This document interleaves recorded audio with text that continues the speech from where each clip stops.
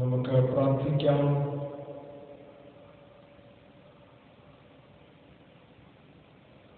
സർവകൃപാലുവായ ദൈവമേ, പിതൃപുത്ര പരിശുദ്ധാത്മാവാം പ്രിയ ദൈവമായി ഞങ്ങൾക്ക് അനുഭവിക്കുവാനും ആരാധിക്കുവാനും നൽകപ്പെട്ടിരിക്കുന്ന തിരുനാമത്തിനായിട്ട് സ്തോത്രം ചെയ്യുന്നു. ആരാധനയോടെ ദൈവത്തെ കൂടുതലായി അടുത്തറിയുവാനും ദൈവദിനത്തിനായി സമർപ്പിക്കുവാനും ദൈവദിനത്തിനായിട്ട് ഞങ്ങളുടെ ജീവിതത്തെ പുനഃക്രമീകരണം ചെയ്യുവാനും സഹായിക്കണമേ എന്ന് ഞങ്ങൾ പ്രാർത്ഥിക്കുന്നു. പരിശുദ്ധാത്മാവിന്റെ സമയവും നിയന്ത്രിച്ചുകൊണ്ടിരിക്കണം എന്നാണ് യേശുവിന്റെ നാമത്തിൽ പ്രാർത്ഥന ദൈവത്തോടെ കേൾക്കണമേ. ആമേൻ. ജ്ഞാനകീർത്തനങ്ങളിൽ 173 ഹിം നമ്പർ 173 ആദ്യത്തെ രണ്ടും അവസാനത്തെയും ചരണങ്ങൾ.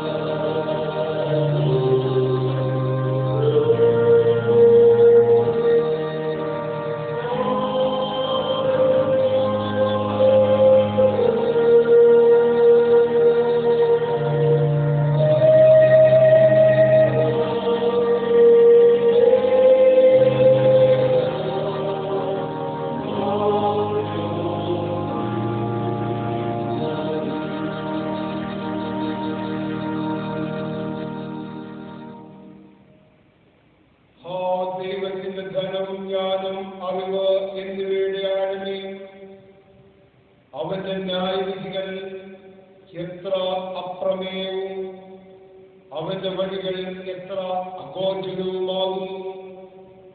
സകലവും അവനിൽ നിന്നും അവനാലും അവനിലേക്കും ആകുന്നുവല്ലോ. അവന് എന്നേക്കും മഹത്വം. ആമേൻ. ഇത് യഹോവയുണ്ടാക്കിയ ദിവസം. ഇന്ന് നാം സന്തോഷിച്ച് ആനന്ദിക്കാം. കർത്താവേ, ഞങ്ങളുടെ അധരങ്ങളെ തുറക്കണമേ. പിതാവിനും പുത്രനും പരിശുദ്ധാത്മാവിനും മഹത്വമുണ്ടാകട്ടെ.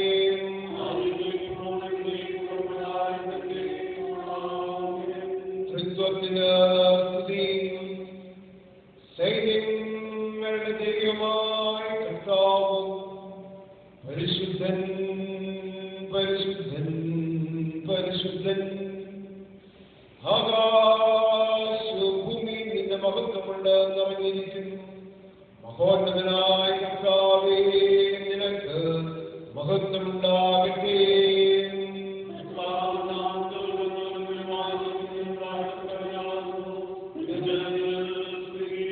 ദൈവമേ, നീ പരിശുദ്ധനാകുന്നു. മരണമില്ലാത്തവനെ, നീ പരിശുദ്ധനാകുന്നു. ഞങ്ങൾക്ക് വേണ്ടി ക്രൂശിക്കപ്പെട്ട ഞങ്ങളുടെ വീണ്ടെടുപ്പുകാരനായ കർത്താവേ, ഞങ്ങളോട് കരുണ ചെയ്യണമേ.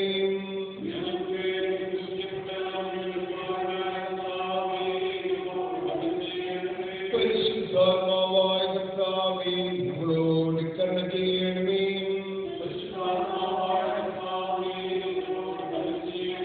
കർത്താവേ, ഞങ്ങളുടെ പ്രാർത്ഥനകളും സ്തോത്രങ്ങളും കൈക്കൊണ്ട് ഞങ്ങളോട് കരുണ ചെയ്യണമേ.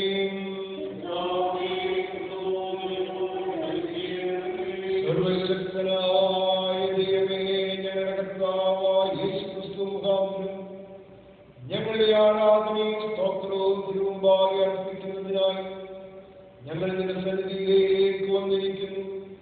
ഞങ്ങളുടെ പാപങ്ങളെ പരമാർത്ഥമായി ഏറ്റുപറയുന്നതിനും മറ്റുള്ളവർക്കും ഞങ്ങൾക്കും വേണ്ടി പ്രാർത്ഥിക്കുന്നതിനും ഞങ്ങളെ സഹായിക്കണമേ. നിന്റെ പരിശുദ്ധ വചനം ശ്രദ്ധയോടെ കേൾക്കുന്നതിനാൽ ഞങ്ങൾ നിന്റെ സ്നേഹത്തിന്റെ വലുപ്പത്തെ കൂടുതൽ യഥാർത്ഥമായി അറിയുകയും നിന്റെ കൃപാഫലങ്ങളെ ഞങ്ങളുടെ ജീവിതത്തിൽ തെളിയിച്ചു കാണിക്കുകയും ചെയ്യേണ്ടതിന് ഞങ്ങളുടെ കർത്താവായ യേശുക്രിസ്തു മൂലം കൃപ ചെയ്യണമേ.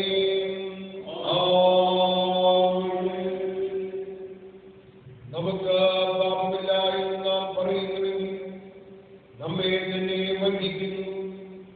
സത്യം നമ്മളില്ലാതെയായി നമ്മുടെ പാപങ്ങളെ ഏറ്റു പറയുന്നു എങ്കിൽ അവൻ നമ്മോട് പാപങ്ങളെ ക്ഷമിച്ച് സകല അനീതിയും പോക്കി നമ്മെ ശുദ്ധീകരിക്കുവാൻ തക്കവണ്ണം വിശ്വസ്തനും നീതിമാനും ആകുന്നു. ദൈവരാജ്യം സമീപിച്ചിരിക്കുന്നു. മാനസാന്തരപ്പെട്ട് സുവിശേഷത്തിൽ വിശ്വസിക്കുകയും നമുക്കുള്ള മഹാപുരോഹിതൻ നമ്മുടെ ബലഹീനതകളിൽ സഹതാപം കാണിക്കാൻ കഴിയാത്തവരെല്ലാം പാപമൊഴികെ സർവത്തിലും നമുക്ക് തുല്യമായി പരീക്ഷിക്കപ്പെട്ടവരത്രേ നമുക്കുള്ളത്. അതിനാൽ നമുക്ക് കുട്ടികളെ മടക്കി നമ്മളെ ദൈവത്തിൽ മൗനമായിട്ട് ശോധന ചെയ്യാം.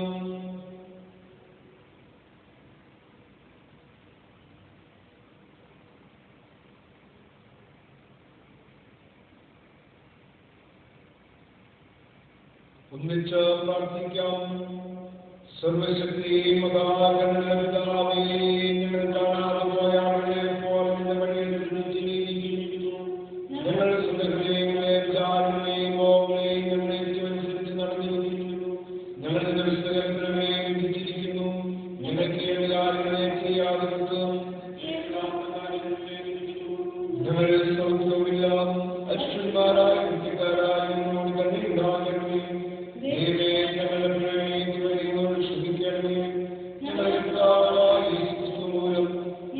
സ്വർഗത്തോടെ വാഗ്ദത്തപ്രകാരം അനുദപിക്കണമേ. കൊള്ളണമേ. മഹാകരുണാവേ, എന്റെ പരിശുദ്ധനാമത്തിന് മോചനായിട്ട് ദൈവത്തിനോട് നീതിയോട് സുബോധത്തോടും നടക്കരുത്. ക്രിസ്തു നിമിത്തം കൃപ ചെയ്യണമേ.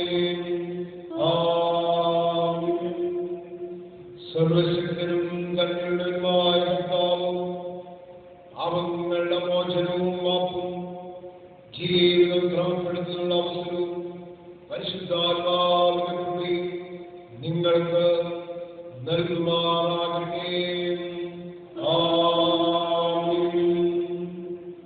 കർത്താവിനെ സ്തുതിപ്പീൻ. 95-ാം സങ്കീർത്തനം ചേർന്നുവെല്ലാം ഒരുവേയും നാം ഹോറത്തിൽ വെച്ച് ഘോഷിക്കാം. മനുഷ്യരുടെ പാറയെ ആർപ്പിടാം. നാം സ്വന്തത്തോടെ മത്സരിക്കാം. സങ്കീർത്തനങ്ങളോടെ അവനെ ഘോഷിക്കാം. മഹാദീവല്ലോ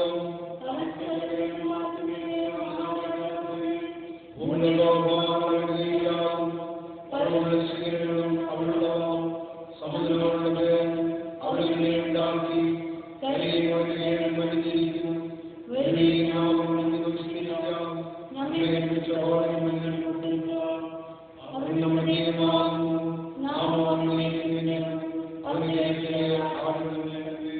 പിതാവും പുത്രനും പരിശുദ്ധാത്മാവും മഹത്വമുണ്ടാകട്ടെ.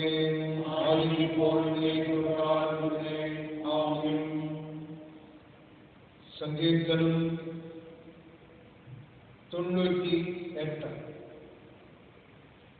ഇന്ന് രാവിലത്തേക്ക് ചെയ്തിരിക്കുന്ന 98-ാമത്തെ സങ്കീർത്തനം വാക്യപ്രതിവാക്യമായി ഉപയോഗിക്കാം. യഹോവയ്ക്ക് ഒരു പുതിയ പാട്ട് പാടുകയും അവൻ അത്ഭുതങ്ങളെ പ്രവർത്തിച്ചിരിക്കുന്നു. അവന്റെ വലങ്കയും അവന്റെ വിശുദ്ധ ഭുജവും അവന് ജയം നേടിയിരിക്കുന്നു.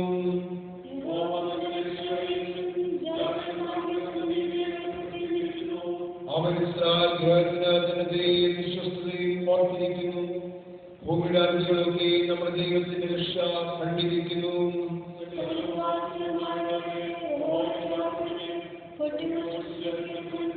കിന്നരത്തോടെ യഹോവയ്ക്ക് കീർത്തനം ചെയ്യും. കിന്നരത്തോടും സംഗീത സ്വരത്തോടും കൂടെ തന്നെ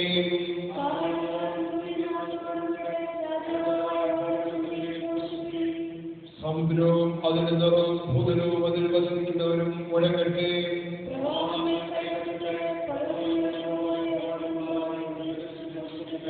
അവൻ ഭൂമിയെ വിധിപ്പാൻ വരുന്നു. ഭൂലോകത്തെ നീതിയോടും ജാതികളെ നേരോടും വിധിക്കും. പിതാവിനും പുത്രനും പരിശുദ്ധാത്മാവിനും മഹത്വമുണ്ടാകട്ടെ.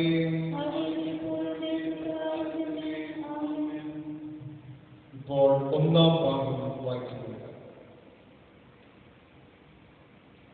1-ാം ഭാഗം യെഹെസ്കേൽ പ്രവാചകന്റെ പുസ്തകം 1-ാം അധ്യായം 4-ാം വാക്യം മുതൽ 12-ാം വാക്യം വരെയുള്ള ദൈവവചനം ശ്രദ്ധിക്കും. യെഹെസ്കേൽ 1-ാം അധ്യായം 4-ാം വാക്യം മുതൽ 12-ാം വാക്യം വരെ. ഞാൻ നോക്കിയപ്പോൾ വടക്ക് നിന്നൊരു കൊടുങ്കാറ്റും വലിയൊരു മേഘവും പാളിക്കത്തുന്ന തീയും വരുന്നത് കണ്ടു. അതിനു ചുറ്റും ഒരു പ്രകാശവും അതിന്റെ നടുവിൽ നിന്ന് തീയുടെ നടുവിൽ നിന്ന് തന്നെ ശുക്ല സ്വർണം പോലെ ഒരു കാഴ്ചയും ഉണ്ടായിരുന്നു. അതിന്റെ നടുവിൽ 4 ജീവികളുടെ സാദൃശ്യം കണ്ടു. അവയുടെ രൂപമോ അവയ്ക്ക് മനുഷ്യ സാദൃശ്യം ഉണ്ടായിരുന്നു. ഓരോന്നിനും 4 മുഖവും 4 ചെറുതും ഉണ്ടായിരുന്നു. അവയുടെ കാൽ ചൊവ്വുള്ളതും കാലടി കാളക്കിടാവിന്റെ കുളമ്പ് പോലെയുമായിരുന്നു. മിനുക്കി താമ്രം പോലെ അവ മിന്നിക്കൊണ്ടിരുന്നു. അവയ്ക്ക് 4 ഭാഗത്തും ചിറകിന്റെ കീഴായി മനുഷ്യക്കൈ ഉണ്ടായിരുന്നു. 4 മുഖങ്ങളും ചെറുകുകളും ഇങ്ങനെയായിരുന്നു. അവയുടെ ചെറുകൾ ഒന്നോടൊന്ന് തൊട്ടിരുന്നു. പോകുമ്പോൾ അവ തിരിയാതെ ഓരോന്നും നേരെ മുൻപോട്ട് പോകും. അവയുടെ മുഖരൂപമോ അവയ്ക്ക് മനുഷ്യമുഖം ഉണ്ടായിരുന്നു. 4 വലതു ഭാഗത്ത് സിംഹമുഖവും ഇടത്ത ഭാഗത്ത് കാളമുഖവും ഉണ്ടായിരുന്നു. 4 കഴുകുമുഖവും ഉണ്ടായിരുന്നു. ഇങ്ങനെയായിരുന്നു അവയുടെ മുഖങ്ങൾ. അവയുടെ ചെറുകുകൾ നേർഭാഗം വിടർന്നിരുന്നു. ഈ 2 ചെറുകൾ തമ്മിൽ തൊട്ട് ഈ 2 ചെറുതുകൊണ്ട് ശരീരം മറച്ചു നിന്നു. അവ ഓരോന്നും നേരെ മുൻപോട്ട് പോകും. പോകുമ്പോൾ അവ തിരിയാതെ ആത്മാവിന് പോകേണ്ട ഇടത്തേക്ക് തന്നെ പോകും. ഇവിടെ പാഠം അവസാനിക്കുന്നു. 3 വിശുദ്ധ യുവാക്കന്മാരുടെ പാട്ട് വാക്യപ്രതിവാക്യമായിട്ട് ഉപയോഗിക്കാം. കർത്താവിന്റെ സകല സൃഷ്ടികളിലെ കർത്താവിനെ വാഴ്ത്തുകയും അവനെ എന്നും പുകഴ്ത്തി മഹത്വപ്പെടുത്തുകയും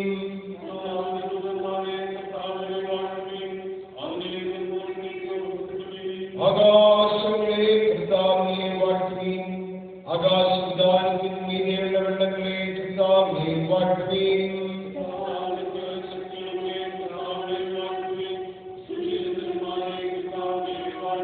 ആകാശത്തിലെ നക്ഷത്രങ്ങളെ കർത്താവിനെ വാഴ്ത്തുകയും മഴയും മഞ്ഞുമേ കർത്താവിനെ വാഴ്ത്തുകയും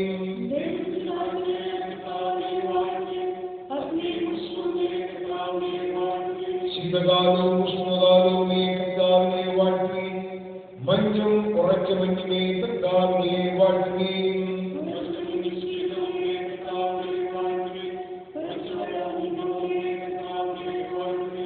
പകലുകളെ കർത്താവിനെ വാഴ്ത്തുകയും ഇരുൾ വെളിവുകളെ കർത്താവിനെ വാഴ്ത്തുകയും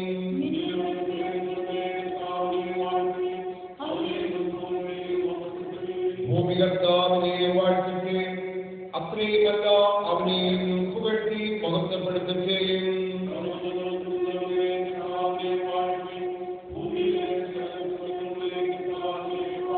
കിണറുകളെ കർത്താവിനെ വാഴ്ത്തുകയും സമുദ്രങ്ങളും നദികളുമേ കർത്താവിനെ വാഴ്ത്തുകയും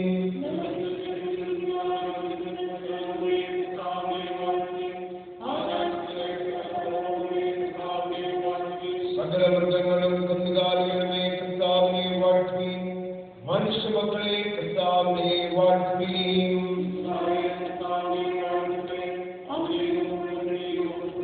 കർത്താവിന്റെ പുരോഹിതന്മാരെ കർത്താവിനെ വാഴ്ത്തുകയും കർത്താവിന്റെ ദാസന്മാരെ കർത്താവിനെ വാഴ്ത്തുകയും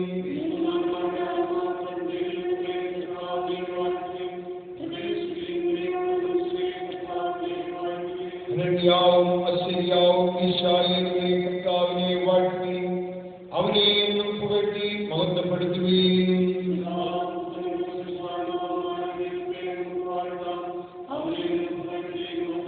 കർത്താവേ, സ്വർഗീയ മണ്ഡലങ്ങളിൽ നീ വാഴ്ത്തപ്പെട്ടവനാകുന്നു.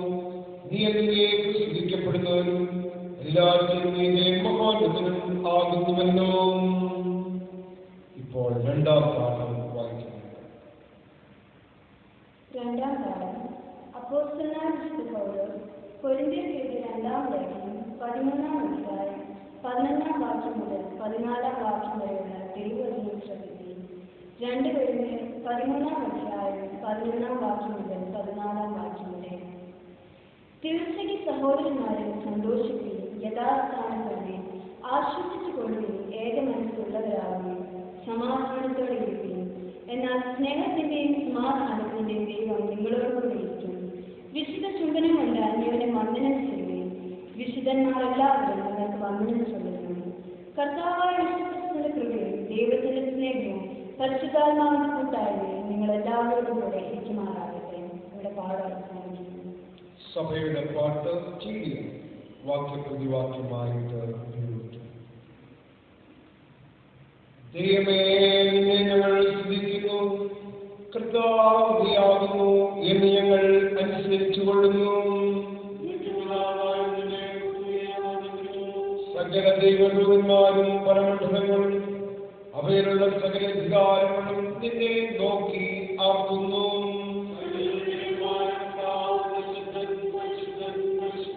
ആകാശവും ഭൂമിയും നിന്റെ പ്രഭാവം കൊണ്ട് നിറഞ്ഞിരിക്കുന്നു എന്ന്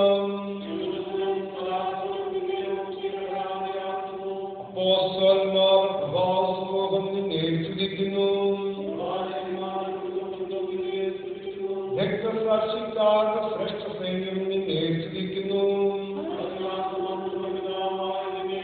നിന്റെ പണ്ഡിതനായ തന്നെ ആശ്വാസപ്രദനായ പരിശുദ്ധാത്മാവിനെ ലോകത്തിൽ എല്ലായിടവുമുള്ള വിശുദ്ധ സഭ അനുസരിച്ചുകൊള്ളുന്നു.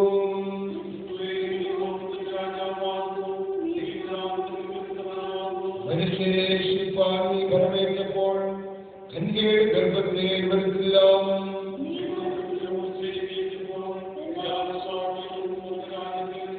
നീ ദൈവത്തിന്റെ വലതുഭാഗത്ത് പിതാവിന്റെ പ്രഭാവത്തോട് ഇരിക്കുന്നു.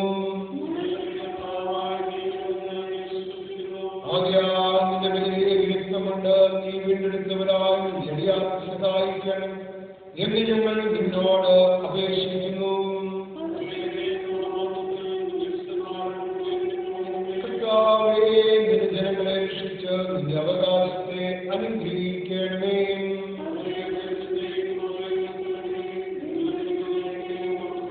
നിന്റെ നാമത്തെ കാലാവസ്ഥാനം കൂടാതെ എന്ന് ഞങ്ങൾ വന്ദിക്കുകയും ചെയ്യുന്നു.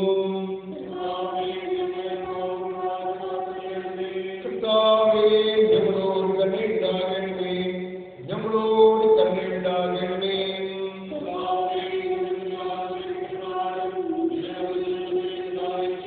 കർത്താവേ, ഞാൻ നിങ്ങളെ ആശ്രയിച്ചിരിക്കുന്നു, ഞാൻ ഒരിക്കലും ലജ്ജപ്പെടരുതേ.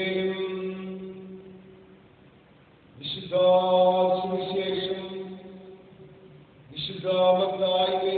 സുവിശേഷം 28-ാമത്തെ അധ്യായത്തിൽ 16-ാം വാക്യം മുതൽ 20-ാം വാക്യം വരെ എഴുതപ്പെട്ടിരിക്കുന്ന ദൈവത്തിന്റെ തിരുവചനം കേൾപ്പീൻ. എന്നാൽ 11 ശിഷ്യന്മാർ ഗലീലയിൽ യേശുവോട് കൽപ്പിച്ചിരുന്ന മലയ്ക്ക് പോയി. അവനെ കണ്ടപ്പോൾ അവർ നമസ്കരിച്ചു. ചിലരോ സംശയിച്ചു. യേശു അടുത്തുവന്ന്, സ്വർഗത്തിലും ഭൂമിയിലും സകല അധികാരവും എനിക്ക് നൽകപ്പെട്ടിരിക്കുന്നു. ആകയാൽ നിങ്ങൾ പുറപ്പെട്ട് പിതാവിന്റെയും പുത്രന്റെയും പരിശുദ്ധാത്മാവിന്റെയും നാമത്തിൽ സ്നാനം കഴിപ്പിച്ചു. ഞാൻ നിങ്ങളോട് കൽപ്പിച്ചതൊക്കെ പ്രമാണിപ്പാൻ ഉപദേശിച്ചുകൊണ്ട് സകല ജാതികളെ ശിഷ്യരാക്കിക്കൊള്ളുകയും ഞാനോ ലോകാവസാനത്തോളം എല്ലാ നാളും നിങ്ങളോട് കൂടെയുണ്ട് എന്ന് അരുളി ചെയ്തു.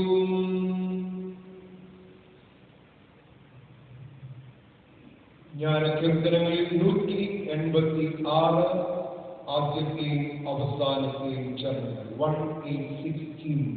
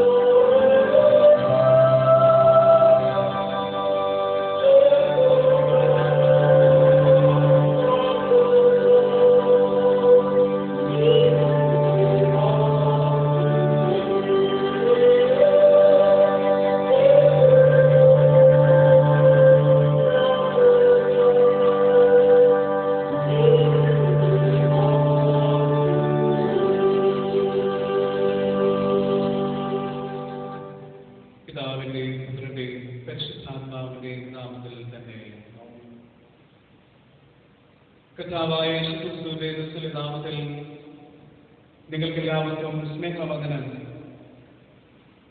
വീണ്ടും വചന ശുശ്രൂഷയുമായി നിങ്ങളുടെ മുൻപാകെ ഈ പ്രഭാതത്തിലായിരിക്കാൻ കർത്താവ് കൃപ ചെയ്ത് ഓർത്ത് ദൈവത്തിന് നന്ദി നിറഞ്ഞ ഹൃദയത്തോടെ സ്തോത്രം കരയിക്കുന്നു. ഇടവികാരിയായിരിക്കുന്ന ബിജു വർക്കി ജോർജ് അച്ഛൻ വളരെയധികം സ്നേഹമുള്ള ഒരു വ്യക്തിയാണ്. ഒരു സഹപഠനക്കാരൻ എന്ന നിലയിൽ അച്ഛന്റെ പ്രോത്സാഹനവും അച്ഛന്റെ കരുതലും സ്നേഹവും ഒക്കെ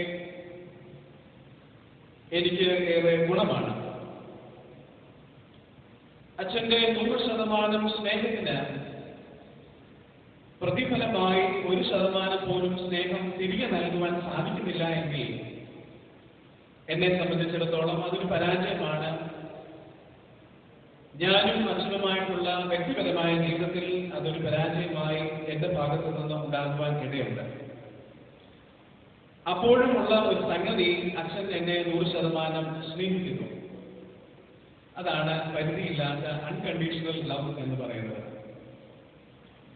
വേദപുസ്തകത്തിൽ ദൈവവും മനുഷ്യനും തമ്മിലുള്ള ഒരു ഇലിസ്ട്രേഷന് വേണ്ടിയാണ് ഞാൻ ഈ അച്ഛനും ഞാനും തമ്മിലുള്ള ഒരു ബന്ധം ഒരു ഇലിസ്ട്രേഷനായി നിങ്ങളുടെ മുൻപാകെ അവതരിപ്പിച്ചത്. ദൈവം 100% നമ്മെ ഓരോരുത്തരെയും സ്നേഹിക്കുന്നുണ്ട്. എന്നാൽ മനുഷ്യരായ നമ്മുടെ റെസ്പോൺസ് എങ്ങനെയാണ്?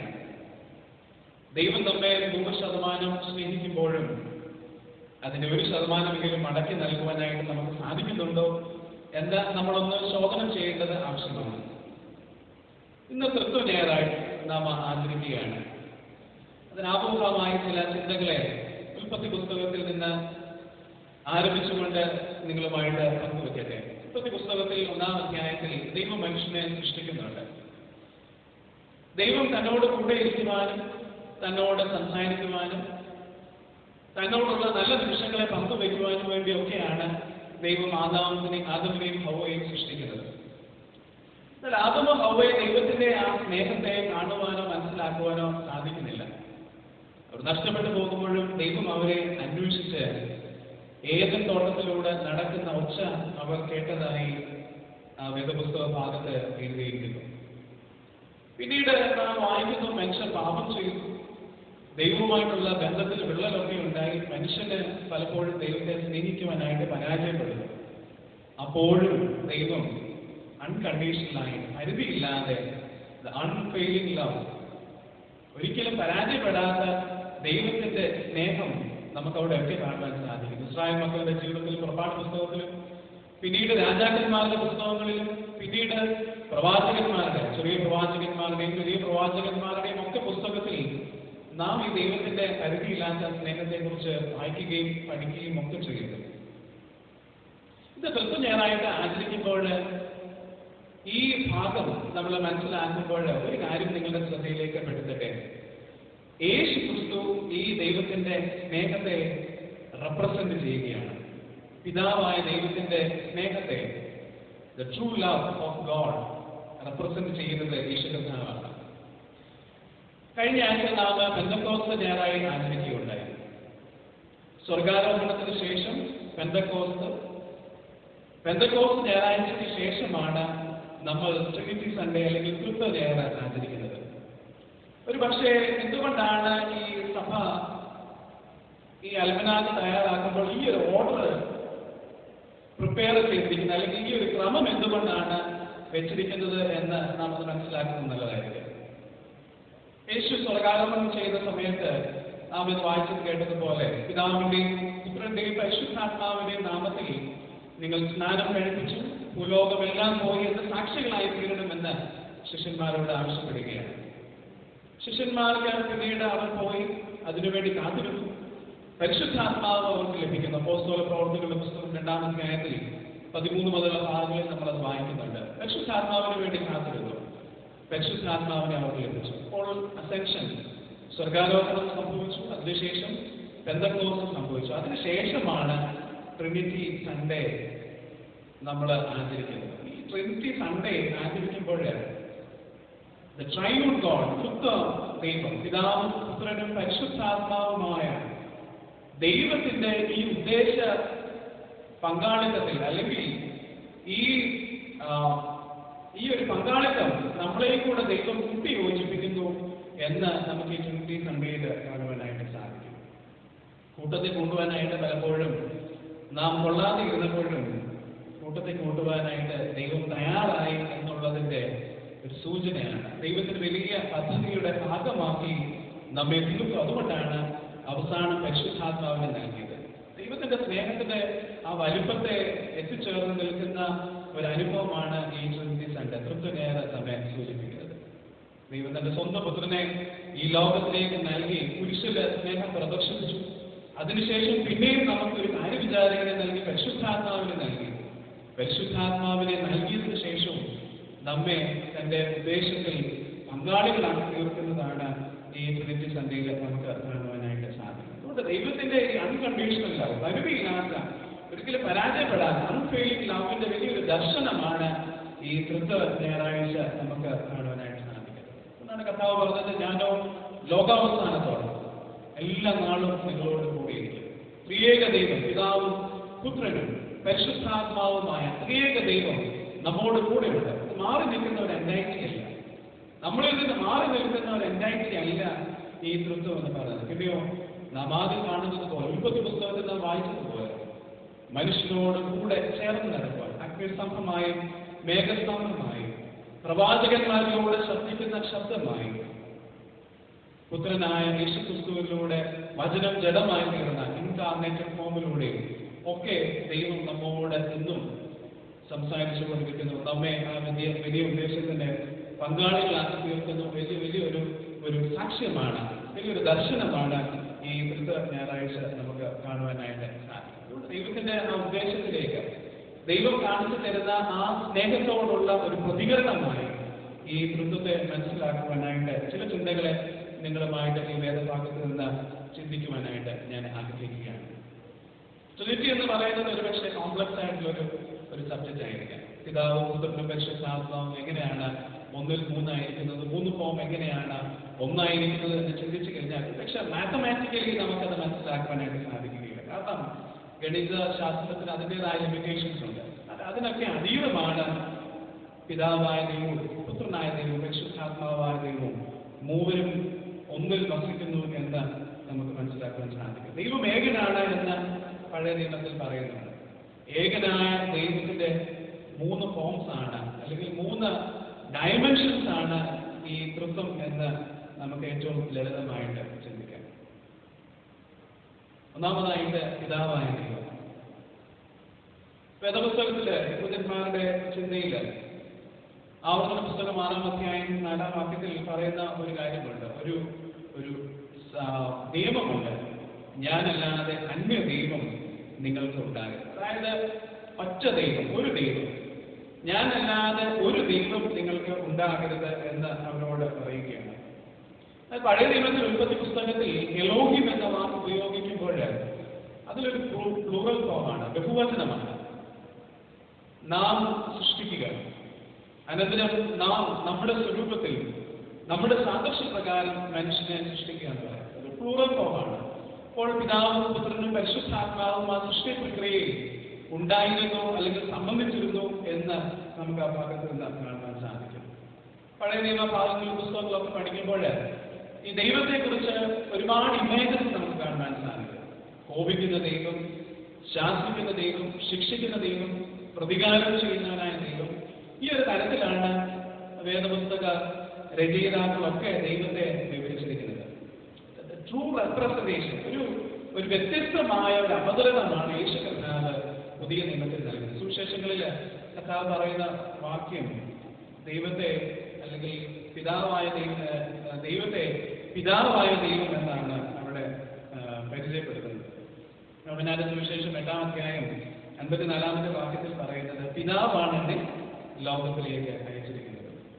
മാത്രമല്ല പിതാവ് തന്റെ മാത്രം പിതാവല്ല, ലോകത്തിലുള്ള എല്ലാവരുടെയും പിതാവാണ് എന്ന് യേശു കർത്താവ് പഠിപ്പിക്കുകയാണ്. ശിഷ്യന്മാരെ പ്രാർത്ഥിക്കാൻ പഠിപ്പിക്കുമ്പോൾ ദൈവത്തെ പരിചയപ്പെടുത്തുന്നത് സ്വർഗസ്ഥനായ ഞങ്ങളുടെ പിതാവേ എന്ന് അഭിസംബോധന ചെയ്തുകൊണ്ട് പ്രാർത്ഥിക്കുവാൻ വേണ്ടിയാണ്. പൗലോസ് ഇപ്രകാരം പറയുന്നുണ്ട്. എഫേസ്യർക്ക് ലേഖനം 4-ാം അധ്യായം 6-ാം വാക്യത്തിൽ പറഞ്ഞിരിക്കുന്ന ഇപ്രകാരമാണ്: എല്ലാവർക്കും മീതെ ഉള്ളവനും എല്ലാവരിലും വ്യാപരിക്കുന്നവനും എല്ലാവരിലും ഇരിക്കുന്നവരുമായി എല്ലാവർക്കും ദൈവവും പിതാവുമായവൻ ഒരുവൻ. പിതാവായ ദൈവത്തെ പരിചയപ്പെടുത്തുന്നത് സ്നേഹവാനായ ദൈവമാണ്. അതുകൊണ്ടാണ് നമ്മുടെ ആശീർവാദത്തിൽ ഇപ്രകാരം പറയുന്നത്: നമ്മുടെ പിതാവായ ദൈവത്തിന്റെ സ്നേഹം. പിതാവായ ദൈവത്തിന്റെ സ്നേഹത്തെക്കുറിച്ചുള്ള ഒരു വർണ്ണനയാണ് ഈ ആശീർവാദത്തിൽ നമ്മെ സൂചിപ്പിക്കുന്നത്. അതുകൊണ്ട് പഴയ നിയമത്തിൽ നിന്ന് പുതിയ നിയമത്തിൽ എത്തി നിൽക്കുമ്പോൾ ട്രൂ റെപ്രസെന്റേഷൻ ഓഫ് ദൈവത്തിന്റെ പിതാവായ ദൈവത്തിന്റെ ആ ഒരു സ്നേഹത്തിന്റെ വലിപ്പത്തെയാണ് ഈ സുവിശേഷങ്ങളിൽ നമുക്ക് കാണുവാനായിട്ട് സാധിക്കുന്നത്. രണ്ടാമതായിട്ട് യേശുക്രിസ്തുവിലേക്ക് വരുമ്പോൾ യേശുവിനെ എങ്ങനെയാണ് ഈ ആളത്വത്തിൽ ഈ തൃത്വത്തിൽ നമുക്ക് മനസ്സിലാക്കുവാനായിട്ട് സാധിക്കുന്നത്? നമ്മൾ ഇപ്പോൾ ഒരു മഴക്കാലമാണല്ലോ, നന്നായിട്ട് മഴയൊക്കെ പെയ്യുന്നുണ്ട്. നമ്മളിപ്പോൾ ആലിന്റെ ചുവട്ടിലാണ് പോയി നിൽക്കുന്നതെന്ന് ഒരു നിമിഷം ചിന്തിക്കുക. ആരംഭ മഴയാണ്, ആരംഭ സമയത്തുള്ള മഴയാണ്. ആലിൽ നിന്ന് ഒരുപാട് ആലിലകളൊക്കെ താഴെ വീണ് കിടപ്പുണ്ട്. ആലിന്റെ മുകളിൽ മഴയൊക്കെ പെയ്ത് കഴിയുമ്പോൾ നമ്മൾ ആ ആലില ഒന്ന് മറിച്ചിടുകയാണെങ്കിൽ ആലിന്റെ ഷേപ്പ്, ആ ആല് ഇലയുടെ ഒരു ഷേപ്പ് ഈ തറയിൽ നമുക്ക് കാണുവാനായിട്ട് സാധിക്കും. ചില ഇമേജസ് ഒക്കെ ഫോം ചെയ്തത് നമ്മൾ എതിരായിട്ട് നിൽക്കുകയാണെങ്കിൽ നമ്മുടെ നിഴല് തന്നെ താഴെ നമുക്ക് കാണുവാൻ സാധിക്കും. എന്തിനേറെ നമ്മൾ ഏറ്റവും സുപരിചിതമായ ഒരു ഉദാഹരണമാണല്ലോ നമ്മുടെ കണ്ണാടിയുടെ മുന്നിൽ നിൽക്കുകയാണ്. ഞാൻ കണ്ണാടിയുടെ മുന്നിൽ നിന്നുകൊണ്ട് ഞാൻ ഡാൻസ് ചെയ്യുകയാണ്, സൂംബോ ചെയ്യുകയാണ്, പാട്ട് പാടുകയാണ്, ഞാൻ ഒരുപാട് ആക്ഷൻസ് ഒക്കെ ചെയ്യുകയാണ്. ഞാൻ ആക്ഷൻസ് ഒക്കെ ചെയ്യുമ്പോൾ എൻ്റെ പ്രതിഫലനമാണ് എൻ്റെ കണ്ണാടിയിൽ കാണുവാൻ സാധിക്കുന്നത്. എന്നാൽ ഞാൻ ഒരു നിമിഷം നിശബ്ദനായി നിൽക്കുമ്പോഴാണ് അത് തന്നെയാണ് എനിക്ക് വീണ്ടും കാണുവാനായിട്ട് സാധിക്കുന്നത്. അതായത് ഞാൻ ചെയ്യുന്നത് എന്താണോ അതിൻ്റെ ട്രൂ റെപ്രസെന്റേഷനാണ് എനിക്ക് കണ്ണാടിയിലൂടെ വീണ്ടും കാണുവാനായിട്ട് സാധിക്കുന്നത്. അതാണ് പ്രത്യേകത എന്ന് പറയുന്നത്. അതിൻ്റെ അർത്ഥം ഞാൻ ചിന്തിക്കുന്നു, പ്രവർത്തിക്കുന്നു, ഞാൻ ബുദ്ധിയോടുകൂടി പെരുമാറുന്നു, പക്ഷേ എൻ്റെ പ്രതിഫലനം അതുപോലെ ആകണമെന്ന് ഒരിക്കലും എനിക്ക് പറയുവാനായിട്ട് സാധിക്കുകയില്ല. എൻ്റെ പ്രതിബിംബം അങ്ങനെ ആയിരിക്കണമെന്ന് എനിക്കൊരിക്കലും പറയുവാനായിട്ട് സാധിക്കുന്നതില്ല. എൻ്റെ ഇഷ്ടത്തിനനുസരിച്ചാണ് എൻ്റെ ഇമേജ് അവിടെ ഫോം ചെയ്യുന്നത് എന്ന ഈ ഇലസ്ട്രേഷനിലൂടെ ഞാൻ പറയാനായിട്ട് ആഗ്രഹിക്കുന്നു. കൊലോസ്യർക്കെഴുതിയ ലേഖനം 1-ാം അധ്യായം 14-ാമത്തെ വാക്യത്തിൽ പൗലോസ് അപ്പോസ്തലൻ അതേ കാര്യം തന്നെയാണ് പറയുന്നത്. ദൈവത്തെക്കുറിച്ച് പറയുന്ന അവൻ അദൃശ്യനായ ദൈവത്തിന്റെ പ്രതിമയാണ്. യേശു കർത്താവിനെ കുറിച്ച് പറയുകയാണ്, അവൻ അദൃശ്യനായ ദൈവത്തിന്റെ പ്രതിമയാണ്. അതായത് ദൈവത്തിന്റെ ഹിതം ചെയ്യുവാനായിട്ട് പൂർണ്ണനായി വന്നിട്ടുള്ള യേശുവിനെ കുറിച്ചുള്ള വിവരണമാണ് ഇവിടെ പറഞ്ഞിരിക്കുന്നത്. ജീവനുള്ള ദൈവത്തിന്റെ പുത്രനായ യേശു ക്രിസ്തു. ശിഷ്യന്മാർ സാക്ഷി പറയുകയാണ്, ഇവൻ യഥാർത്ഥമായി ജീവനുള്ള ദൈവത്തിന്റെ പുത്രനായ യേശു ക്രിസ്തുവാണ്. തോമസ് അപ്പോസ്തലൻ ഇപ്രകാരം പറഞ്ഞത്, എന്റെ കർത്താവും എന്റെ ദൈവവുമാണ്. അപ്പൊ ദൈവവും യേശു തമ്മിലുള്ള ആ ഒരു പൂർണ്ണത ശിഷ്യന്മാർക്ക് പിന്നീട് മനസ്സിലാക്കുവാനായിട്ട് ഇടയായിത്തീരുന്നു. നമ്മുടെ ആശീർവാദത്തിന്റെ 2-ാമത്തെ ഭാഗത്തിൽ പറയാം, നമ്മുടെ കർത്താവായ യേശു ക്രിസ്തുവിന്റെ കൃപ, ദൈവത്തിലൂടെ ലഭിച്ച ആ കൃപയുടെ പൂർണ്ണതയാണ് നമുക്ക് യേശുവിൽ കാണുവാനായിട്ട് ഇടയായത്. മനുഷ്യൻ ദൈവത്തിൽ നിന്ന് അകന്നു പോയപ്പോഴും നേരത്തെ പറഞ്ഞതുപോലെ അൺഫെയിലിംഗ് ലവ്, അൺകണ്ടീഷണൽ ലവ്, ദൈവത്തിന്റെ പൂർണ്ണമായ സ്നേഹം, ഈ കൃപ ലഭിക്കാനായിട്ട് നമുക്ക് ഇടയായിത്തീർന്നു. യേശു തന്റെ മരണത്തിലൂടെ, തന്റെ ക്രൂശ് മരണത്തിലൂടെ നമ്മെ രക്ഷിച്ച് കുരിശിലെ പാപയാഗത്തിലൂടെ തന്റെ രക്തത്താൽ നമ്മെ വീണ്ടെടുത്ത് ആ കൃപയുടെ പൂർണ്ണതയിലേക്ക് നമ്മെ ചേർക്കുന്നതായിട്ട് നമുക്ക് കാണുവാൻ സാധിക്കും. മൂന്നാമതായിട്ടും അവസാനമായിട്ടും ഒരു ചിന്ത പറയുന്നത് പരിശുദ്ധാത്മാവിനെ കുറിച്ചാണ്. പരിശുദ്ധാത്മാവ് ആരാണ്? പരിശുദ്ധാത്മാവിനെ കുറിച്ച് പറയുന്നത് അവസാനത്തെ ആശീർവാദത്തിൽ ആ 3-ാമത്തെ ഭാഗം പറയുന്നത് പരിശുദ്ധാത്മാവിന്റെ കൂട്ടായ്മയും കാവലും, അതായത് കൂട്ടായ്മ, ഫെലോഷിപ്പ്. പരിശുദ്ധാത്മാവാണ് നമുക്ക് ഫെലോഷിപ്പ് നൽകുന്നത്. അപ്പോസ്തല പ്രവർത്തികളുടെ പുസ്തകത്തിൽ പരിശുദ്ധാത്മാവിന്റെ പ്രവർത്തനങ്ങളെ കുറിച്ചൊക്കെ നാം വായിക്കുന്നുണ്ട്. ഈ പരിശുദ്ധാത്മാവിന്റെ പ്രവർത്തനം അപ്പോസ്തല പ്രവർത്തികളുടെ പുസ്തകത്തിലല്ല നാം ആദ്യമായിട്ട് വായിക്കുന്നത്. പഴയ നിയമത്തിൽ നമ്മളത് കാണുന്നുണ്ട്. വേറെ പേരിലാണെന്ന് മാത്രമേ ഉള്ളൂ. ദൈവാത്മാവ് എന്നാണ് പറഞ്ഞിരിക്കുന്നത്. പുസ്തകം 1-ാം അധ്യായം 2-ാമത്തെ വാക്യത്തിൽ പറയുന്നുണ്ട്, സൃഷ്ടിപ്പിന്റെ ഭാഗത്ത് ദൈവത്തിന്റെ ആത്മാവ് വെള്ളത്തിന്മീതെ പരിവർത്തിച്ചു കൊടുത്തു. ദൈവത്തിന്റെ ആത്മാവ് അവിടെ പ്രവർത്തിച്ചു കൊടുത്തു. അപ്പൊ അതൊരു എക്സ്റ്റൻഷൻ ആയിട്ട് മനസ്സിലാക്കുക. യേശു ക്രിസ്തു ദൈവത്തിന്റെ ഒരു പീസാണ് എക്സ്പ്ലെയിൻ ചെയ്തതില്ല, അല്ലെങ്കിൽ ഒരു ഡയമെൻഷൻ ദൈവത്തിന്റെ സ്നേഹത്തെ കുറിച്ചാണ്, അല്ലെങ്കിൽ ദൈവത്തിന്റെ കരുതലിനെ കുറിച്ചാണ്, ദൈവത്തിന്റെ വീണ്ടെടുപ്പിനെ കുറിച്ചാണ് എക്സ്പ്ലെയിൻ ചെയ്തതെങ്കിൽ റെപ്രസെന്റ് ചെയ്തതെങ്കിൽ ഇവിടെ പരിശുദ്ധാത്മാവ് ദൈവത്തിന്റെ സ്നേഹത്തെ കുറിച്ചല്ല പറയുന്നത്, ദൈവത്തിന്റെ ശക്തിയെക്കുറിച്ചാണ് പറയുന്നത്. ഈ ക്രിയേഷനിൽ ദൈവത്തിന്റെ ശക്തിയെക്കുറിച്ച്, അവിടെ സ്നേഹത്തെക്കുറിച്ചല്ല വിവരിക്കുന്നത്. ക്രിയേഷന്റെ സമയത്ത് ഒരിക്കലും ഒരു സ്നേഹമല്ലല്ലോ വേണ്ടത്, കൂട്ടിയോജിപ്പിക്കുന്ന ശക്തി, പ്രഭാവം, അവിടെയാണ് പരിശുദ്ധാത്മാവിന്റെ ശക്തിയെക്കുറിച്ച് വിവരിക്കുന്നത്. പിന്നീടുള്ള ഭാഗങ്ങളിലൊക്കെ പരിശുദ്ധാത്മാവിന്റെ വിവിധ പ്രവർത്തനങ്ങളൊക്കെ വ്യക്തി ജീവിതങ്ങളിലും ഇസ്രായേൽ ചരിത്രത്തിലുമൊക്കെ നാം വായിക്കുന്നു. യോസഫിന്റെ സ്വപ്ന വ്യാഖ്യാനവും അതുപോലെ പ്രവാചകന്മാരുടെ പ്രവചനവും ന്യായാധിപന്മാരുടെ പാലനവും, ഇവിടെയൊക്കെ പരിശുദ്ധാത്മാവിന്റെ പ്രവർത്തനങ്ങൾ നമുക്ക് വളരെ ശക്തമായിട്ട് കാണുവാൻ സാധിക്കും. ഇസ്രായേലിലെ ഉണങ്ങിയ അസ്ഥികളെ എസ്കേൽ പ്രവാചകൻ വായിക്കുമ്പോഴേ അവിടെ ഉണങ്ങിയ അസ്ഥികൾ ജീവിക്കുവാൻ തക്കവണ്ണം പരിശുദ്ധാത്മാവ് പ്രവർത്തിച്ചിരുന്നു എന്ന് നമ്മൾ വായിക്കുന്നു. പുതിയ നിയമത്തിലേക്ക് അപ്പോസ്തല പ്രവൃത്തികൾ അതുപോലെ തന്നെ ലേഖനങ്ങളിലൊക്കെ നമ്മൾ വായിക്കുന്നുണ്ട്, ദൈവത്തിന്റെ മന്ദിരമായി നമ്മുടെ ശരീരത്തിൽ ദൈവം നമ്മളിൽ വസിക്കുന്നു, ദൈവത്തിന്റെ ആത്മാവ് നിങ്ങളിൽ വസിക്കുന്നു, ദൈവത്തിന്റെ മന്ദിരമായി ട്രാൻസ്ഫോം ചെയ്യത്തക്കവണ്ണം ദൈവത്തിന്റെ ആത്മാവ് നമ്മളിൽ അധിവസിക്കുന്നു എന്നും പറയുന്നു. 1 കൊരിന്ത്യർ ലേഖനം 2-ാം അധ്യായം 10-ാമത്തെ വാക്യത്തിൽ പ്രകാരം നമ്മൾ വായിക്കുന്നു, നമുക്കോ ദൈവം തന്റെ ആത്മാവിനാൽ വെളിപ്പെടുത്തിയിരിക്കുന്നു. ദൈവത്തിന്റെ ഡിഫറെന്റ് ഫോംസ്, ഡിഫറെന്റ് ഡയമെൻഷൻസ് എല്ലാം നമ്മെ മനസ്സിലാക്കി തരുന്നത് ദൈവമാരാണ്. ദൈവമാരാണ്, സർവശക്തനായ ദൈവമാരാണ്. ദൈവം കോപിക്കുന്ന ദൈവം മാത്രമല്ല, ദൈവം സ്നേഹിക്കുകയും ദൈവം അനുഗ്രഹിക്കുകയും ദൈവം നമ്മെ പരിപാലിക്കുകയും ചെയ്യുന്ന ദൈവമാണ് എന്നും കൂടെ നമുക്ക് കാട്ടിത്തരികയാണ്. പിതാവായ പുത്രനായ ദൈവത്തിലൂടെയും പരിശുദ്ധാത്മാവായ ദൈവത്തിലൂടെയും നമുക്ക് കാട്ടിത്തരികയാണ്. പാപത്തെക്കുറിച്ചും നീതിയെക്കുറിച്ചും ന്യായവിധിയെക്കുറിച്ചും കൂടെ ബോധം വരുത്തുന്ന ഈ പരിശുദ്ധാത്മാവ്, ആത്മാവിന്റെ നല്ല ഫലങ്ങളെ പുറപ്പെടുവിക്കുവാൻ തക്കവണ്ണം നമ്മെ ശക്തീകരിക്കുന്നവനായ ഈ പരിശുദ്ധാത്മാവിനെയും നമുക്ക് കാണുവാൻ സാധിക്കും. അതുകൊണ്ട് എന്തായിരിക്കണം ഈ പരിശുദ്ധാത്മാവിലൂടെയും ഈ യേശുക്രിസ്തുവിലൂടെയും ഈ പിതാവായ ദൈവത്തിലൂടെയുമുള്ള നമ്മുടെ response? What should be our response? എങ്ങനെ ആയിരിക്കണം നമുക്ക് ദൈവത്തെ ആരാധിക്കാനായിട്ട് സാധിക്കേണ്ടത്? ലൂക്കോസിന്റെ സുവിശേഷം 10-ാം അധ്യായത്തിൽ 29-ാമത്തെ വാക്യത്തിൽ ഒരു ന്യായശാസ്ത്രി യേശുവിന്റെ അടുക്കൽ വന്നിട്ട് ചോദിക്കുമ്പോൾ യേശു എന്നോട് പറയുന്ന ഒരു കാര്യമുണ്ട്, നിന്റെ ദൈവമായ കർത്താവിനെ നീ പൂർണ്ണ ഹൃദയത്തോടും പൂർണ്ണ ആത്മാവോടും പൂർണ്ണ മനസ്സോടും പൂർണ്ണ ശക്തിയോടും കൂടെ സ്നേഹിക്കേണ്ടതാണ്. യോഹന്നാന്റെ സുവിശേഷം 4-ാം അധ്യായത്തിൽ അതുപോലെ ഒരു സന്ദർഭം നമ്മൾ വായിക്കുന്നുണ്ട്. ശമരിയാസ്ത്രീ വെള്ളം കോരുവാനായിട്ട് വരുമ്പോൾ യേശുവുമായിട്ടുള്ള വലിയ അഭിമുഖം നടക്കുകയാണ്. യേശു ആരാണ് എന്ന് നമ്മൾ മനസ്സിലാക്കുമ്പോഴാണ് നമ്മൾ പറയുന്നുണ്ട്, ഞങ്ങളുടെ പിതാക്കന്മാർ ഈ മലയിൽ നമസ്കരിക്കുന്നുണ്ട്, യഹൂദന്മാർ പറയുന്നത് ഞങ്ങൾ യെരൂശലേമിൽ പോയി നമസ്കരിക്കേണ്ടത്. യേശു അവരോട് പറയുന്നുണ്ട്, നിങ്ങൾ ആ മലയിലുമല്ല ഈ മലയിലും അല്ല നമസ്കരിക്കേണ്ടത്.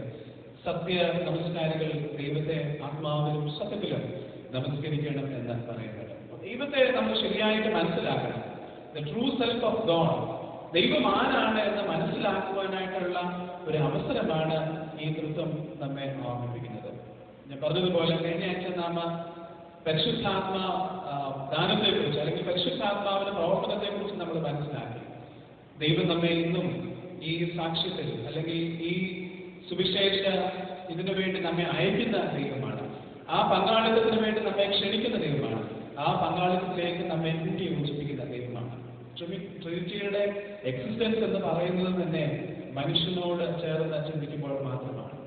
അത് പിതാവായ ദൈവം, പുത്രനായ ദൈവം, പരിശുദ്ധാത്മാവായ ദൈവം എന്ന് മാത്രം നമ്മൾ ചിന്തിച്ചുകൊണ്ട് ഒരു വ്യത്യസ്ത എൻറ്റൈറ്റിയായി, മനുഷ്യനുമായിട്ട് യാതൊരു ബന്ധമില്ലാത്ത ഒരു എൻറ്റൈറ്റിയായി മാത്രം ചിന്തിച്ചത് കൊണ്ട് അതിനൊരു അർത്ഥം നമുക്ക് കണ്ടെത്തുവാനായിട്ട് സാധിക്കുകയില്ല. ഇത് ദൈവത്തോടും കൂടെ സഹവസിക്കുന്ന ദൈവത്തിന്റെ വിവിധ ഡയമെൻഷൻസ് ആണ്.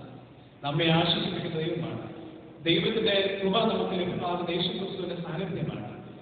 സകല സൃഷ്ടിയെ പരിപാലിക്കുകയും നവീകരിക്കുകയും അനുഗ്രഹിക്കുകയും ചെയ്യുന്ന പിതാവായ ദൈവത്തിന്റെ സാന്നിധ്യമാണ് ഈ തൃത്വമെന്ന് നമുക്ക് മനസ്സിലാക്കുവാനായിട്ട് സാധിക്കും. അതുകൊണ്ടാണ് ശിഷ്യന്മാരെ കർത്താവ് മത്തായിയുടെ സുവിശേഷം 28-ാമത്തെ അധ്യായത്തിൽ നാം ഇന്ന് സുവിശേഷ വേദഭാഗമായി വായിച്ചു കേട്ട സുവിശേഷത്തിൽ ഒരു വലിയ പുതിയ നിയോഗം നൽകുകയാണ്. ഈ തൃത്വത്തോട് ചേർന്ന് നിന്നുകൊണ്ട് ദൈവം നമ്മെ ഏൽപ്പിക്കുന്ന ഈ സാക്ഷ്യം ഏറ്റെടുക്കുവാനായിട്ട് ശിഷ്യന്മാർക്ക് അവിടെ ശക്തി കൊടുക്കുകയാണ്. പിതാവിന്റെയും പുത്രന്റെയും പരിശുദ്ധാത്മാവിന്റെ നാമത്തിൽ നിങ്ങൾ ലോകത്തിലെല്ലാവരും പോയി എന്റെ സാക്ഷികളായി തീരണം എന്ന് അവരെ ഓർമ്മിപ്പിക്കുകയാണ്. പ്രിയമുള്ളവരെ, ഈ കാലഘട്ടത്തിൽ നാം ജീവിക്കുമ്പോൾ ഈ ത്രിയേക ദൈവത്തെ മനസ്സിലാക്കുവാനും സത്യത്തിലും ആത്മാവിലും ഈ ദൈവത്തെ ആരാധിക്കുവാനും നമുക്ക് ഇടയായിട്ടുണ്ട്. കർത്താവ് നമ്മെ ഏൽപ്പിച്ചിരിക്കുന്ന ഈ ഗ്രേറ്റർ റെസ്പോൺസിബിലിറ്റി, ഈ ഗ്രേറ്റർ മിഷൻ, ഈ ദൗത്യം നമ്മെ മനസ്സിലാക്കുവാനായിട്ട് നമുക്ക് ഇടയായിട്ടുണ്ട്. പരിശുദ്ധാത്മാവിന്റെ ശക്തി നമ്മളുണ്ട്. പരിശുദ്ധാത്മാവിനാൽ നിയന്ത്രിക്കപ്പെടുവാൻ, നയിക്കപ്പെടുവാൻ അങ്ങനെ കർത്താവ് ആഗ്രഹിച്ചതുപോലെ കർത്താവിനോട് ചേർന്ന് ഭൂമിയോടന്തം തന്റെ വിശ്വസ്ത സാക്ഷികളായി ശുശ്രൂഷ ചെയ്യുവാൻ ദൈവം തന്റെ പരിശുദ്ധാത്മാവിലൂടെ, പിതാവിന്റെ പരിശുദ്ധാത്മാവ് ത്രിയേക ദൈവത്തിലൂടെ നമ്മെ സഹായിക്കട്ടെ എന്ന് നമുക്ക് പ്രാർത്ഥിക്കാം. അതിനായിട്ട് ദൈവം നമ്മെ എല്ലാവരെയും ശക്തീകരിക്കുകയും തന്റെ പരിശുദ്ധാത്മാവിലൂടെ ഒരുക്കുകയും ചെയ്യുമാറാകട്ടെ. ഇപ്പോൾ പിതാവായ ദൈവത്തിനും പുത്രനായ ദൈവത്തിനും പരിശുദ്ധാത്മാവായ ദൈവത്തിനും സകല ബഹുമാന മഹത്വം കാലാവസാനം കൂടാതെ എന്നേക്കും ഉണ്ടായിരിക്കുമാറാകട്ടെ. നമ്മളുടെ വിശ്വാസം അപ്പോസ്തല വിശ്വാസ പ്രമാണവാദികൾ ഒന്നിച്ച് ഏറ്റുകൊള്ളാം. സർവശക്തിയുള്ള പിതാവായി ആകാശത്തെയും ഭൂമിയെയും അവന്റെ കർത്താവായി യേശുക്രിസ്തുവിൽ ഞാൻ വിശ്വസിക്കുന്നു. പരിശുദ്ധാത്മാവിനാൽ കന്യകയിൽ പാലിക്കപ്പെട്ട് ജനിച്ച് കഷ്ടപ്പെട്ട് ക്രൂശിക്കപ്പെട്ട് മരിച്ചു, അടക്കപ്പെട്ടു. അവൻ പാതാളത്തെയും കരഞ്ഞു മൂന്നാം ദിവസം മരിച്ചു. സർവശക്തപിതാവായ ജീവിതവർ പ്രാർത്ഥിക്കുന്നു. അവരുടെ മരിച്ചുകയും ഞാൻ പരിശുദ്ധാത്മാവിനെ വിശ്വസിക്കുന്നു. ആമോദത്തിനും ശരീരത്തിൽ ഞാൻ വിശ്വസിക്കുന്നു. കർത്താവിനോട് കൂടിയിരിക്കട്ടെ. നമുക്ക് പ്രാർത്ഥിക്കാം. കർത്താവേ, ഞങ്ങളോട് കരുണയുണ്ടാകണമേ. കർത്താവേ, ഞങ്ങളോട് കരുണയുണ്ടാകണമേ. സ്വർഗ്ഗസ്ഥനായ ഞങ്ങളുടെ പിതാവേ, ക്ഷണിക്കണമേ. രാജ്യങ്ങളെ സ്വർഗ്ഗത്തിലെ പോലെ ഭൂമിമാനും ഞങ്ങൾക്ക് ആവശ്യമുള്ള ഞങ്ങളുടെ കാര്യം ക്ഷണിക്കുന്ന പോലെ ഞങ്ങളോട് ക്ഷമിക്കണമേ. ഞങ്ങളെ പരീക്ഷയിൽപ്പെടുത്താൻ ദുഷ്ടങ്ങളെ വിധിക്കണമേ. രാജ്യവും ശക്തിയും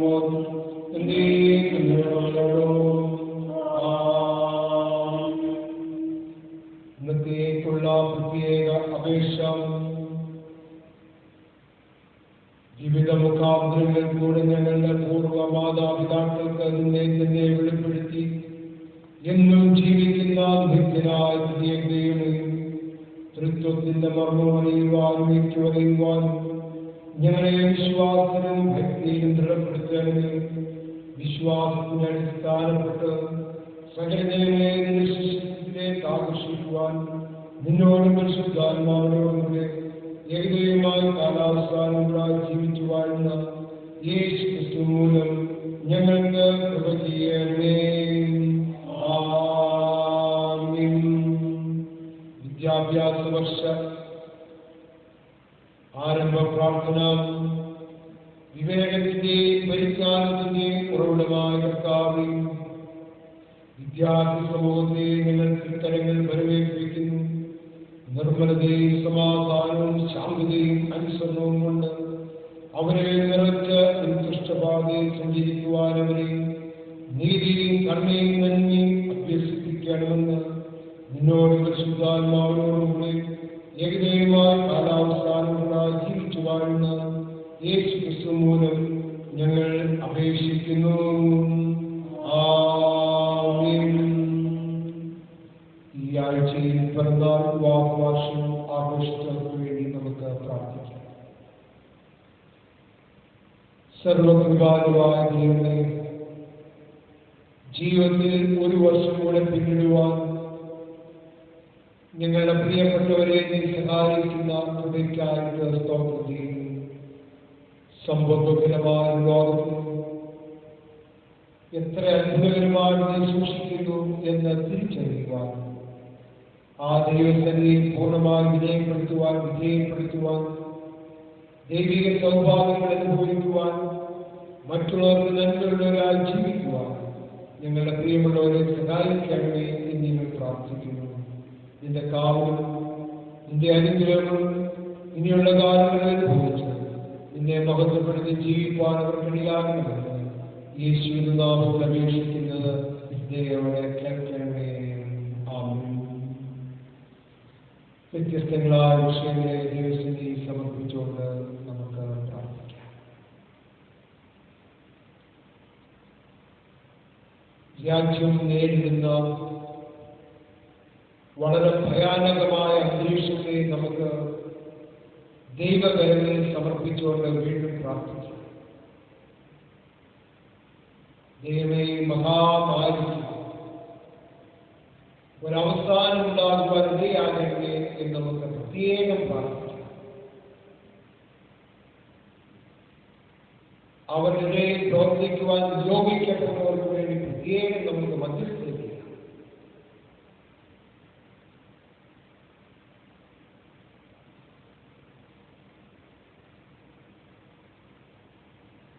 അമേരിക്കയിൽ ഉണ്ടായിരിക്കുന്ന വളരെ നീചമായ ആ സാഹചര്യങ്ങൾ നമുക്ക് ദൈവസന്നിധിയിൽ സമർപ്പിച്ചുകൊണ്ട് പ്രാർത്ഥിക്കാം. ശ്വാസത്തിന് വേണ്ടി കെഞ്ചിക്കൊണ്ട്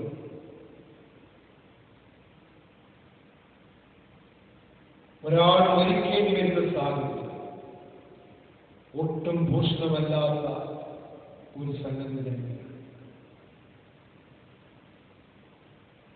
ലോകത്ത് ഇങ്ങനെയുള്ള കാര്യങ്ങൾ നടപ്പാകാൻ നോക്കുക. ദൈവമേ, അവിടുന്ന് ഇടപെടണമേ എന്ന് നമുക്ക് പ്രാർത്ഥിക്കാം.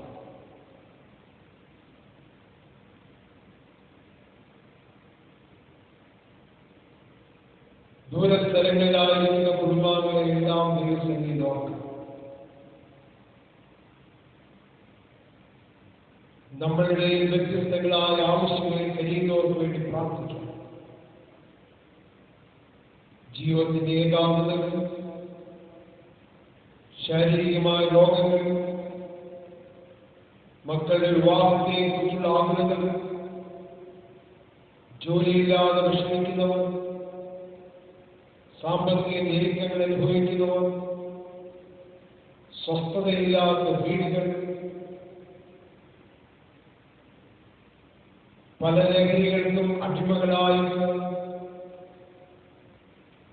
ജീവിതത്തെ നശിപ്പിക്കുന്നവർ, അവർ മൂലം കുടുംബത്തിലുണ്ടാകുന്ന നൊമ്പരങ്ങൾ, ഇതെല്ലാം നമുക്ക് ദൈവസന്നിധിയിൽ സമർപ്പിച്ചുകൊണ്ട് പ്രാർത്ഥിക്കാം.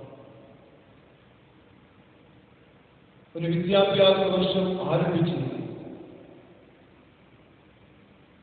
പുതിയ സാധ്യതകൾ വെല്ലുവിളികളായിട്ട് പലരുടെയും മുന്നിലുണ്ട്.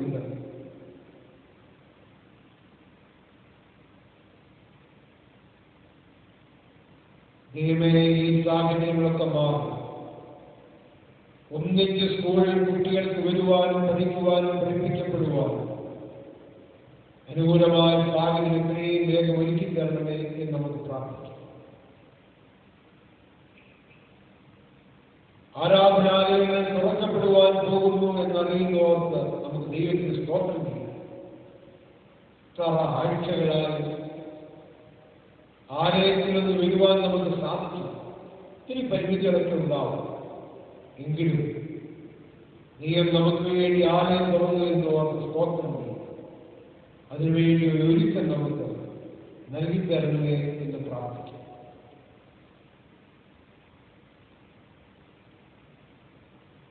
ഒന്ന് രണ്ട് നിമിഷങ്ങൾ വ്യക്തിപരമായ ആവശ്യങ്ങൾ, കുടുംബാവശ്യങ്ങൾ, ചുറ്റുവട്ടത്തിലുള്ള ആവശ്യങ്ങൾ, നമ്മളുടെ മഹായിടവ, പ്രത്യേകിച്ച് മഹായിടവയുടെ തുടർക്കാര്യങ്ങൾ, മഹായിട ബിഷപ്പ് തെരഞ്ഞെടുപ്പിന്റെയൊക്കെയും ക്രമീകരണങ്ങൾ നടക്കുന്ന ഈ കാലഘട്ടം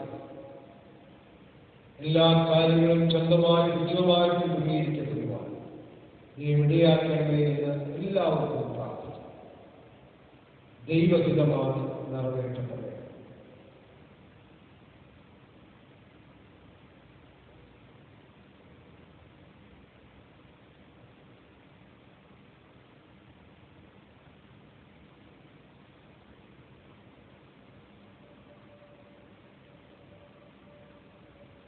കഴിഞ്ഞ മാസവും ഈ നാളിലും ദൈവത്തിന് ലഭിച്ച എല്ലാ നന്മകളെയും നമുക്ക് നന്ദിയോടെ ഓർക്കുന്നുണ്ട്.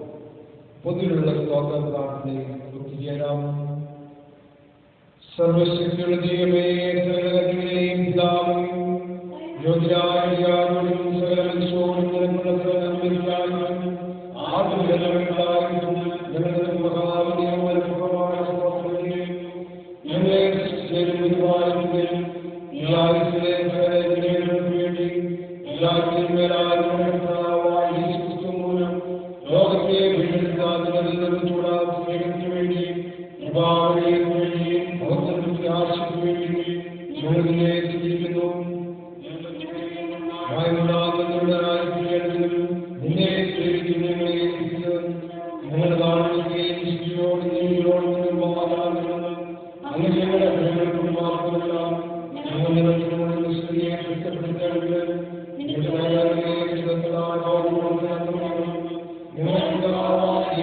മൂലം ഞങ്ങൾ നിന്നോട് അവൻ നിലവിൽ ശുദ്ധാത്മാവും സർവ്വമാരും ഓർത്തു അലാവസാനം കൂടാതെ ഉണ്ടായിരിക്കണമേ.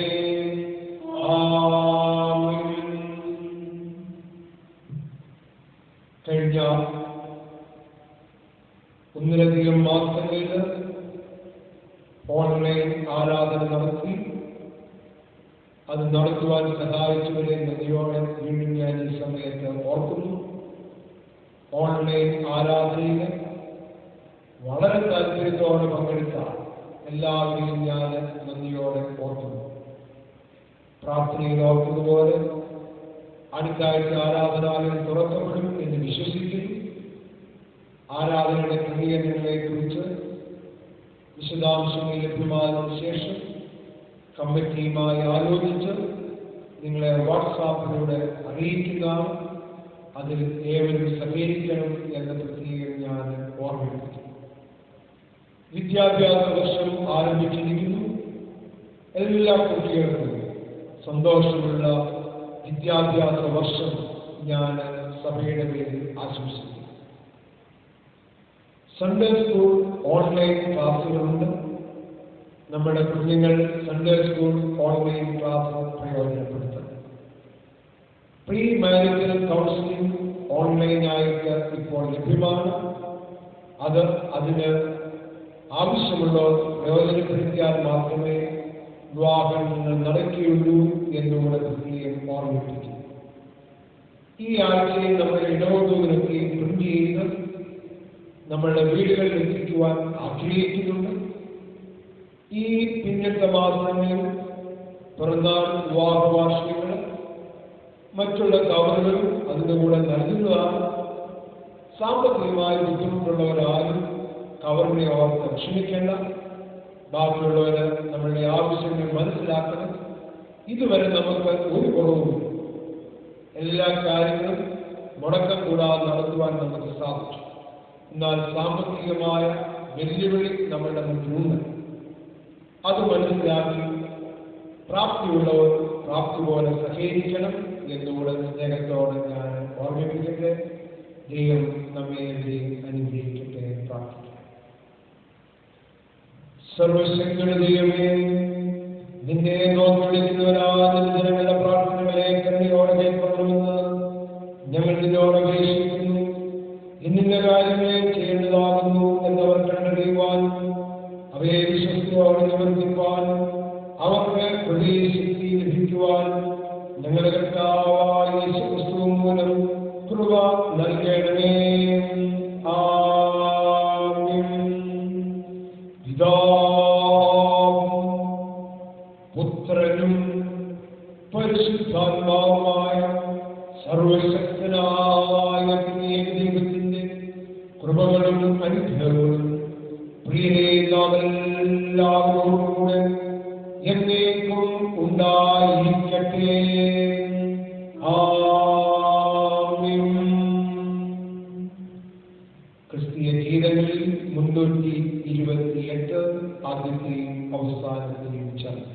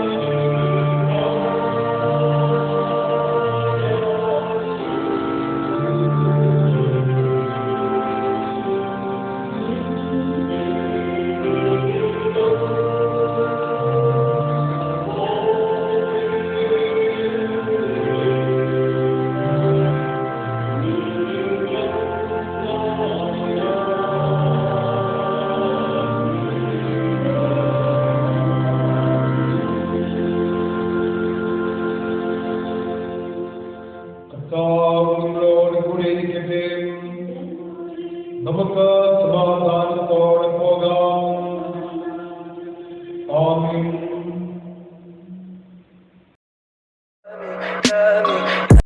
Tell me pretty lies, look me in the face, tell me that you love me, even if it's